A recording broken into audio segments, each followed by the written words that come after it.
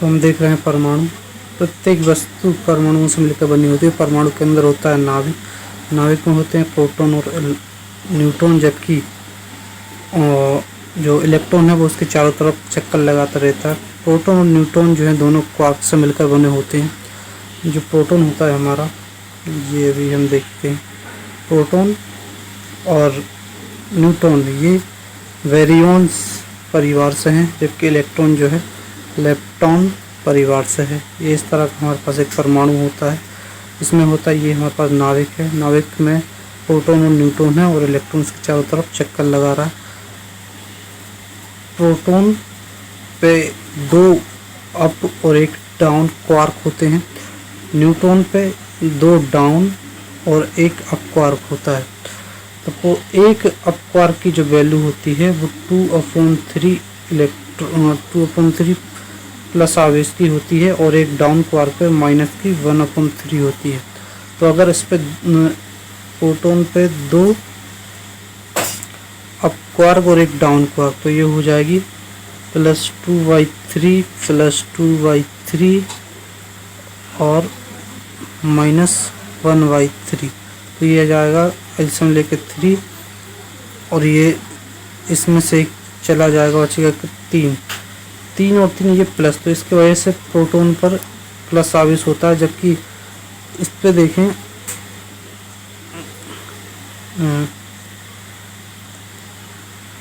Neutron पर, तो neutron पर होते हैं 2 डाउन क्वार्क और 1 होता है अप क्वार्क। तो 2 डाउन क्वार्क की वजह से -1/3 -1/3 और +2/3।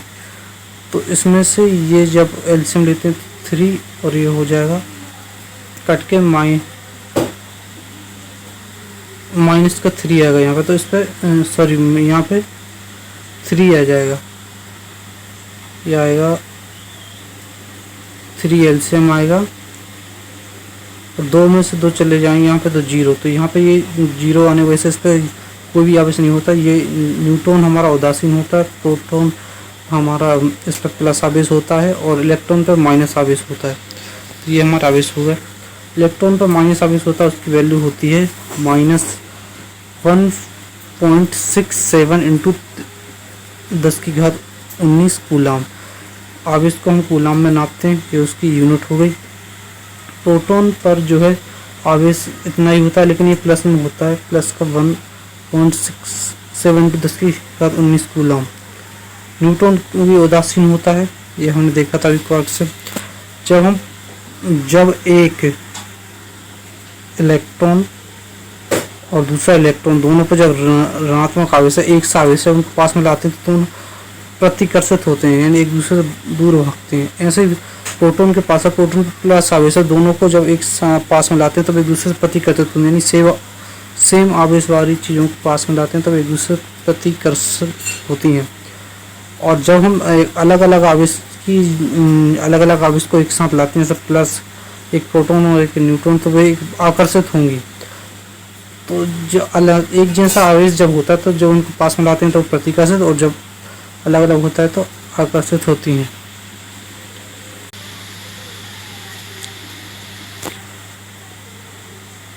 किसी इलेक्ट्रॉन या प्रोटॉन दोनों में से किसी को भी जब न्यूट्रॉन के पास ले जाते हैं तो ना उसमें प्रतिकर्षण होगा और ना ही आकर्षण होगा, क्योंकि एक के पास तो आवेश होगा, इन दोनों के पास, किसी के पास प्लस किसी के पास माइनस आवेश होगा, लेकिन इसके पास कोई भी आवेश नहीं है। तो एक के पास आवेश है, इसके पास 0 आवेश होगा, इसके पास प्लस हो या माइनस। जब दोनों के पास कोई एक इसके पास ही माइनस आवेश होता तो ये प्रतिकर्षित करते, अगर इसके पास प्लस आवेश होता तो ये आकर्षित करते। इसके पास कोई आवेश ना होने की वजह से इलेक्ट्रॉन या प्रोटॉन किसी को भी न्यूट्रॉन के पास ले जाऊं तो कोई भी ना आकर्षण होगा ना प्रतिकर्षण होगा। अभी हमने देखा कि जब एक सा आवेश होता है तो जब वो दूर दूर भागते हैं, इस हिसाब से तो जो प्रोटॉन जो अंदर हैं उनके सब में प्लस आवेश है। प्लस आवेश होने की वजह से इन सभी जो प्रोटॉन है, इसके अंदर जितने प्रोटॉन भरे उन सबको एक दूसरे से दूर दूर भागना चाहिए, लेकिन ऐसा नहीं होता। वो इसलिए नहीं होता क्योंकि नाभिकीय बल काम करता है, और नाभिकीय बल जो है, नाभिक में नाभिकीय बल काम करता है। यह ब्रह्मांड का सबसे शक्तिशाली बल है। यह बल आकर्षित करने वाले होते हैं, मतलब यह बल आकर्षित भी करता है और इस पर जो है आवेश का कोई प्रभाव नहीं पड़ता। इस पर किसी पे कोई मतलब जैसे प्रोटॉन में है, प्रोटॉन में प्लस आवेश होता है, न्यूट्रॉन पे माइनस आवेश होता है, और सॉरी न्यूट्रॉन पे तो उदासीन होता है, इलेक्ट्रॉन पे माइनस आवेश होता है। इन तीनों को ये पर आकर्षित करता है, मतलब इनके आवेश के पर कोई फर्क नहीं पड़ता इन सबका, लेकिन ये अल्प दूरी के लिए रखता है, जिससे कि ये एक इतना सा जो परमाणु उसी के अंदर नाभिक के अंदर लगेगा, ये परमाणु के अंदर, इससे बाहर नहीं जाएगा वो बल। तो ये सबसे शक्तिशाली होता है, यह बल आकर्षित करने वाला होता है, ये अल्प दूरी में रखता है और यह इस पर आवेश का कोई प्रभाव नहीं पड़ता है। अब देखते हैं नाभिक का जो आकार है वो हम नापते हैं फर्मीमीटर या फेम्टोमीटर, और एक फर्मीमीटर बराबर होता है 10 की घात -15 मीटर। और जबकि परमाणु, अभी हमने नाभिक का देख रहा था, और जो परमाणु उसका आकार नापेंगे हम एंगस्ट्रॉन में, और एक एंगस्ट्रॉन बराबर होता है 10 की घात -10 मीटर। अब देखते हैं डिस्कवरी की बात करें तो जो इलेक्ट्रॉन जो है इसकी खोज की थी जे थॉमसन ने, और प्रोटॉन की खोज ई गोल्डस्टीन, या इसके जगह नाम ना मिले तो हम प्रोटॉन का नामकरण जो दिया था वो रदरफोर्ड ने दिया था, क्योंकि खोज तो कर ली थी गोल्डस्टीन ने, लेकिन नाम जो दिया था वो रदरफोर्ड ने दिया था। न्यूट्रॉन की खोज की थी जेम्स चैडविक ने, और नाभिक की रदरफोर्ड ने की थी। यानी नाभिक और प्रोटॉन की जगह हम रदरफोर्ड ले सकते हैं, लेकिन प्रोटॉन की जो खोज की थी गोल्डस्टीन ने, नाम दिया था रदरफोर्ड ने। परमाणु की खोज की थी जॉन डाल्टन ने, तो परमाणु की खोज, ये परमाणु, इसकी खोज जॉन डाल्टन ने। नाभिक की खोज आ गई रदरफोर्ड ने। उसके बाद जो उसमें न्यूट्रॉन की खोज आई जेम्स चैडविक ने। उसके बाद प्रोटॉन की खोज गोल्डस्टीन ने, लेकिन नाम दिया रदरफोर्ड ने। और इलेक्ट्रॉन यहाँ पर घूम रहे थे उनकी खोज की जे थॉमसन ने। हमने इलेक्ट्रॉन और प्रोटॉन पे इनका आवेश देखा था, अब इनका द्रव्यमान देख लेते हैं। द्रव्यमान में बात करें तो जो सबसे बड़ा जो द्रव्यमान होता है वो न्यूट्रॉन का होता है, उससे कम होता है हमारे पास प्रोटॉन का, उससे कम होता है इलेक्ट्रॉन का। तो इनके बीच में ये संबंध बन जाता है कि जो मास होता है सबसे ज़्यादा होता है वो न्यूट्रॉन का, उससे कम होता है प्रोटॉन का, उससे कम होता है, सबसे कम होता है इलेक्ट्रॉन का मास होता है। और इसके मास को भी देख लेते हैं। मास अगर मैं बात करूँ इलेक्ट्रॉन का, तो इलेक्ट्रॉन का होता है 9.1 × 10 की घात -31।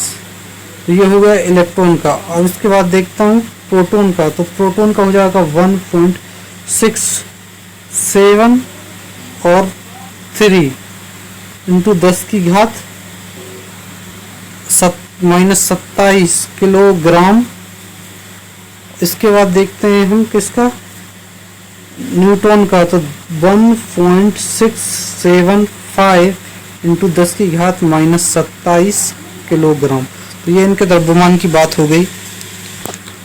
अब देखते हैं एक किसी बंधी हुई अवस्था के लिए कुल ऊर्जा हमेशा ऋणात्मक होती है। जैसे कि मैं कहूँ, अब ये हमारे पास नाभिक है, नाभिक की यहाँ पे जो इलेक्ट्रॉन इसके चारों तरफ चक्कर लगाते हैं, मतलब ये जो है इलेक्ट्रॉन मुक्त नहीं है, ये इसके बंधा हुआ है, इसके चारों तरफ चक्कर लगा रहा है, तो बंधा हुआ इसका इसकी जो कुल ऊर्जा है वो नेगेटिव होगी। इसी तरह जो है सूर्य है, सूर्य के चारों तरफ पृथ्वी चक्कर लगा रही, तो पृथ्वी इससे बंधी हुई है, पृथ्वी इससे मुक्त नहीं, इससे बंधी हुई है। तो अगर मैं पृथ्वी की ऊर्जा पूछूंगा सूर्य के सापेक्ष जो होगी वो नेगेटिव होगी।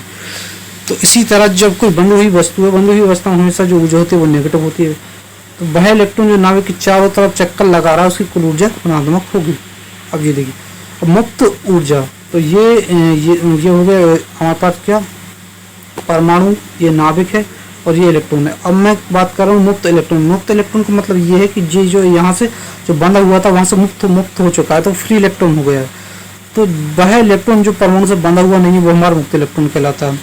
अब देखते हैं कंडक्टर यानी चालक। चालक का मतलब वो होता है जिसमें मुक्त इलेक्ट्रॉनों की संख्या अरबों खरबों बहुत ज़्यादा हो, क्योंकि जो चालक जो होता है, चालक मतलब वह होता है जिसमें करंट पास हो जाए। वो करंट जाता है इन आवेशों की वजह से। आवेश जितनी ज़्यादा स्पीड से जाएंगे आवेशों के द्वारा से, जो हमारा जो मुक्त इलेक्ट्रॉन है, फ्री इलेक्ट्रॉन्स हैं, उनके द्वारा जो करंट पास होता है, तो यहाँ से जब करंट डालेंगे जितने ज़्यादा जो फ्री इलेक्ट्रॉन होंगे उनसे करंट पास होगा, उनकी गति से पास होगा। तो अगर उनमें किसी तत्व में मुक्त इलेक्ट्रॉन नहीं है तो वो कुचालक हो जाएगा। जिसमें ज़्यादा हैं मुक्त इलेक्ट्रॉन उसमें ज़्यादा वो चालक सबसे अच्छा चालक होगा, और इसमें कम है वो अर्धचालक की तरह काम करेगा। अब देखिए फ्री इलेक्ट्रॉन जितने ज़्यादा होंगे चालकता उतनी ज़्यादा होगी। अब अगर हम चालक की बात करें, सभी धातुएं हमारी चालक होती हैं, मनुष्य का शरीर भी चालक होता है, और जो सादा जल जो अशुद्ध जल है वो भी चालक की तरह काम करता है। लेकिन जो शुद्ध जल होता है, शुद्ध जल दो तरह का, एक अशुद्ध जल जो हम लैब में रहते हैं, और दूसरा जो होता है जो बारिश का जल होता है वो भी शुद्ध जल होता है। लेकिन बारिश पे आता है तो उसमें कुछ अशुद्धि हो जाती है, इसलिए शुद्ध जल जो है सबसे पहले प्रायोरिटी देंगे हम अशुद्ध जल की, और उसके बाद हम वर्षा के जल को शुद्ध जल में प्रायोरिटी देंगे, प्राथमिकता देंगे। तो अशुद्ध जल में क्या होता है, जो H2O होता है, इसमें क्या चाहिए चालक करंट को बहने के लिए इसमें आवेश की जरूरत होती है। तो अगर ये H प्लस और OH माइनस में टूट जाए तो इसमें करंट बह जाएगा, लेकिन शुद्ध जल में ये टूटता नहीं, इसलिए इसमें ये कुचालक की तरह काम करता है, इसलिए चालक की तरह अशुद्ध जल काम करेगा। सर्वोत्तम जो चालक, इसमें कुछ टर्म आती है वो देख लेते हैं। सर्वोत्तम चालक, सबसे अच्छा चालक वो चांदी है, तो चांदी के बाद हमारा तांबा है। उसके बाद इसमें सब सर्वाधिक आघातवर्धीय धातु सोना। आघातवर्धीय धातु मतलब जैसे पीट पीट के बहुत पतली चादर से बनाया जा सके, सोना ऐसी है जिससे बहुत पतली पतली पीट का चादर से बनाया जाए, आघातवर्धीय, घात मार के इससे मार के इससे बहुत पतली पतली चादर हम बना सकते हैं। सर्वाधिक तन्यता वाला धातु, जिससे हम बहुत ज़्यादा तान सकते हैं, तान के भी हम जैसे तान के टूटे ना, और उसे बहुत बड़ी बड़ी चीज तान के बना सकते हैं, वो भी हमारा सोना सर्वाधिक लंबा तार हम इससे बना सकते हैं। सबसे कम घनत्व वाला धातु, जिसमें घनत्व बहुत कम हो, वो है लिथियम, और सबसे अधिक घनत्व वाला धातु हो गया ऑस्मियम। तो सबसे अधिक घनत्व वाला ऑसियम, सबसे कम घनत्व वाला लिथियम, सबसे तन्यता वाला धातु हो गया सोना, सबसे आघातवर्धनीय वो भी सोना, और सबसे अच्छा सर्वोत्तम चालक चांदी, चांदी के बाद हमारा तांबा। तो ये क्वेश्चन आ जाते हैं। अब देखिए कुछ समान कमरे के ताप पर द्रव अवस्था में पाए जाने वाला धातु, कमरे के ताप पर जो पिघल जाता है वो हमारा कहते हैं पारा, सीजियम और गैलियम। तो समान कमरे जिसको 20 डिग्री सेल्सियस हम मानते हैं, 20 डिग्री सेल्सियस तापमान पर जो पाया जाता है हमारा, समान कमरे के तापमान पर द्रव अवस्था में पाया जाने वाला अधातु, ये धातु नहीं अधातु वो होगा ब्रोमियम। तो जो कमरे के तापमान पे पाया जाता है धातु वो ब्रोमियम। एक है इंसुलेटर कुचालक। कुचालक वही हो सकता है जिसमें मुक्त इलेक्ट्रॉन ना हो, जो मुक्त इलेक्ट्रॉन नहीं होंगे तो उसमें से धारा प्रवाहित नहीं होगी। तो जिसमें मुक्त इलेक्ट्रॉन की संख्या शून्य हो, जैसे सूखी लकड़ी, प्लास्टिक, रबड़, हीरा, शुद्ध जल, ये हमारे कुचालक में आते हैं। प्रकृति से प्राप्त जल के स्रोतों में से वर्षा का जल सर्वाधिक शुद्ध होता है, लेकिन उससे ज़्यादा हम मानते हैं अशुद्ध जल को। अर्धचालक वो हैं जिनमें जो मुक्त इलेक्ट्रॉन की संख्या बहुत कम हो, जिनसे जो इनको एग्जांपल देखें तो सिलिकॉन और जर्मेनियम और सिलिकॉन जो है जो अर्धचालक की तरह काम करते हैं। अब हम देखेंगे कण और प्रतिकण, पार्टिकल और उसका एंटी पार्टिकल, प्रतिकण। इसका मतलब ये होता है कि इसमें जिन दोनों का मास एक सा, जैसे अगर मैं इलेक्ट्रॉन को ले लूँ तो अगर उसका प्रतिकण देखना है या एंटी पार्टिकल देखना है तो उसका मास उतना ही होगा। अगर अब देखिए, लेकिन उसका जो आवेश वो अलग होता है, इलेक्ट्रॉन पे जो माइनस आवेश है लेकिन उसके सामने वाले पे प्लस आवेश होना चाहिए, उसका मास इसके बराबर ही होना चाहिए, तो उसका प्रतिकण या एंटी पार्टिकल कहलाएगा।